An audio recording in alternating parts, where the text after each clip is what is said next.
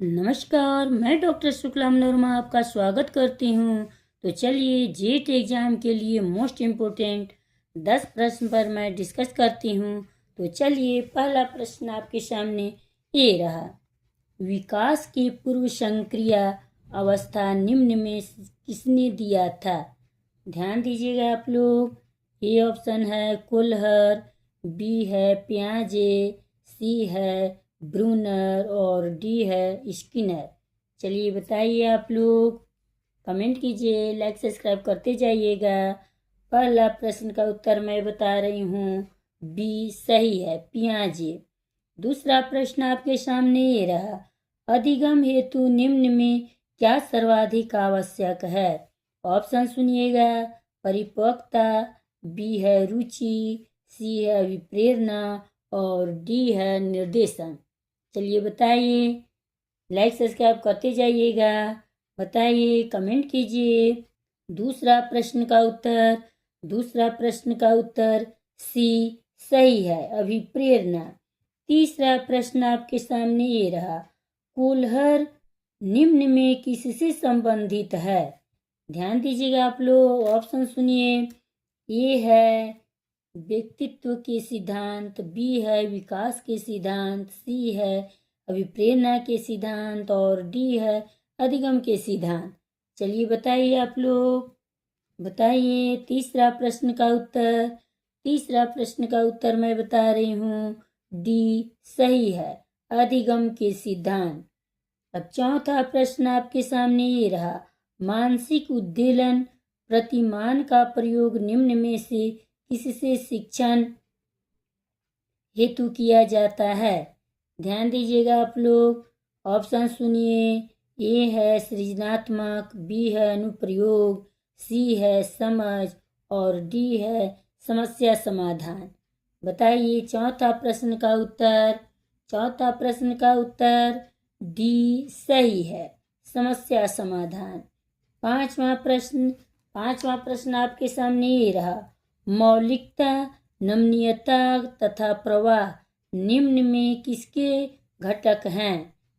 ध्यान दीजिए आप लोग, ऑप्शन सुनिए। ए है व्यक्तित्व, बी है सृजनात्मकता, सी है बुद्धि और डी है अभिप्रेरणा। चलिए बताइए पांचवा प्रश्न का उत्तर बी सही है, सृजनात्मकता। छठा प्रश्न आपके सामने ये रहा। मूल प्रवृत्ति की एक प्रमुख विशेषता है जो पाई जाती है, क्या में पाई जाती है? आप लोग ध्यान दीजिए।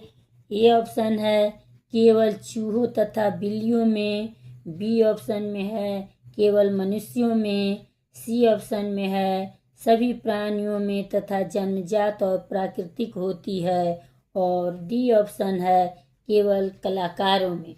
चलिए बताइए आप लोग, लाइक सब्सक्राइब करते जाइएगा, बताइए। छठा प्रश्न का उत्तर सी सही है, सभी प्राणियों में तथा जन्मजात और प्राकृतिक होती है। अब चलिए सातवां प्रश्न आपके सामने ये रहा। क्रेस्मर ने व्यक्ति को निम्न में से किस प्रमुख प्रकारों में वर्गीकृत किया है? चलिए ऑप्शन सुनिए।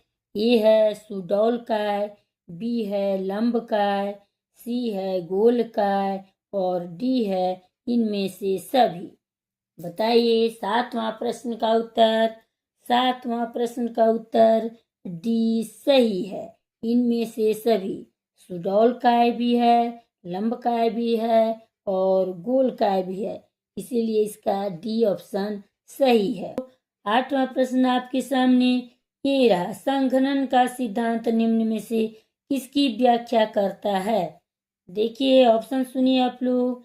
ए है स्मृति, बी है अधिगम, सी है अभिप्रेरणा और डी है सृजनात्मकता। चलिए बताइए आप लोग। आठवां प्रश्न का उत्तर मैं बता रही हूँ, ए सही है, स्मृति। अब नौवां प्रश्न आपके सामने ये रहा। निम्न में से कौन सा एक उत्तम परीक्षण की विशेषताओं में से भिन्न है? ऑप्शन सुनिएगा आप लोग। ए ऑप्शन में है वैधता, बी ऑप्शन में है विश्वसनीयता, सी में है वस्तुनिष्ठता और डी में है अभिक्षमता। चलिए बताइए आप लोग 9वां प्रश्न का उत्तर। लाइक सब्सक्राइब करते जाइएगा। 9वां प्रश्न का उत्तर डी सही है, अभिक्षमता। 10वां और लास्ट प्रश्न है आपके सामने, ये रहा। निम्नलिखित में से कौन अंतःस्रावी ग्रंथि नहीं है?